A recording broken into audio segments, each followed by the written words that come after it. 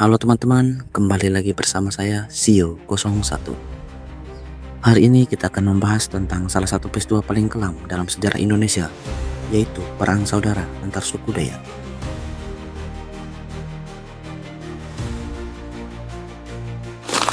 Suku Dayak adalah salah satu suku asli di Kalimantan. Mereka memiliki budaya dan tradisi yang kaya, namun juga memiliki sejarah yang gelap, yaitu Perang Saudara antar suku. Suku Dayak dikenal sebagai penjaga hutan Borneo dengan tradisi spiritual dan seni berperang yang kuat. Namun, sejarah mencatat tidak semua konflik datang dari luar. Pada masa itu, perselisihan antar suku Dayak sering terjadi, dipicu oleh perebutan wilayah, kehormatan, bahkan keyakinan spiritual. Perang saudara ini tak hanya menguji keberanian, tapi juga memecah persatuan yang telah diwariskan leluhur.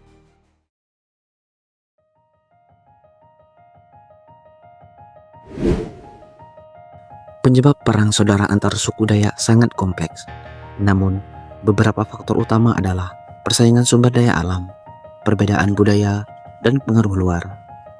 Konon, konflik terbesar terjadi pada akhir abad ke-18 ketika dua kelompok besar Dayak, yang satu menguasai hulu sungai dan yang lain mendiami wilayah pesisir, berebut hak atas tanah adat dan jalur perdagangan rotan. Awalnya hanya perdebatan antar kepala adat, tapi sebuah insiden pembunuhan seorang panglima memicu balas dendam berdarah.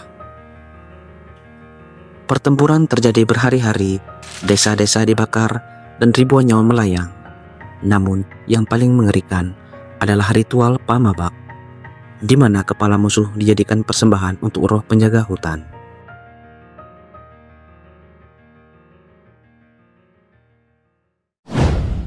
Beberapa peneliti meyakini perang antar suku Dayak bukan hanya konflik internal. Ada dugaan penjajah Belanda pada abad ke-19 sengaja memecah belah suku Dayak untuk melemahkan kekuatan mereka. Ada pula cerita lisan yang lebih gelap bahwa beberapa kepala suku dipengaruhi oleh ilmu hitam dari luar hingga mereka kehilangan kendali.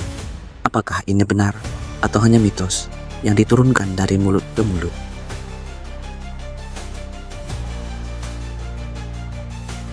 Dalam beberapa perang, ada kisah tentang mandau bertuah yang tak bisa ditahan oleh perisai manapun, dan ritual pemanggilan roh leluhur untuk memperkuat prajurit. Ada yang mengatakan, sebelum perang pecah, selalu muncul tanda-tanda aneh seperti suara gong gaib di malam hari atau binatang hutan yang tiba-tiba hilang. Apakah ini sekedar cerita mistis atau benar-benar bagian dari strategi perang spiritual?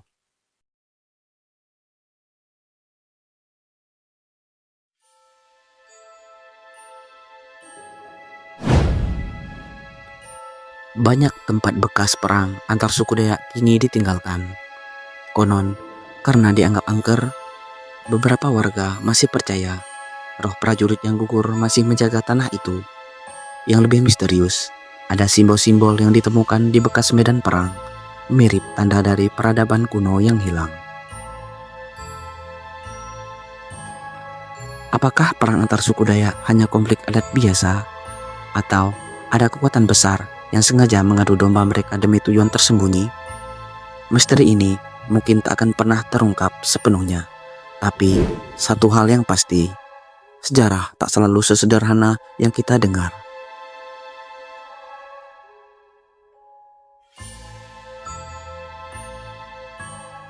Yang makin menguatkan dugaan konspirasi adalah dokumen Belanda yang seharusnya mencatat konflik ini hilang entah kemana.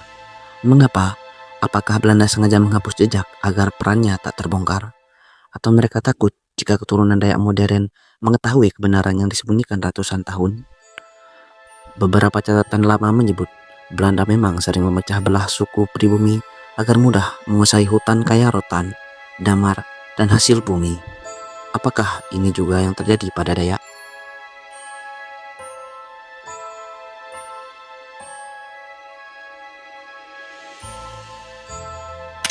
Jadi, apakah perang saudara sesama subsuku Dayak adalah konflik alami, atau justru konspirasi pihak asing yang ingin meruntuhkan persatuan mereka? Apakah benar ada mandau pusaka yang hilang dan masih tersembunyi di hutan Kalimantan? Dan benarkah roh-roh prajurit yang gugur masih menjaga rahasia ini? Tuliskan pendapatmu di kolom komentar, karena kebenaran mungkin masih terkubur di balik gelapnya hutan Kalimantan. Saya Sio 01 pamit undur diri. Sampai jumpa di misteri berikutnya. Terima kasih.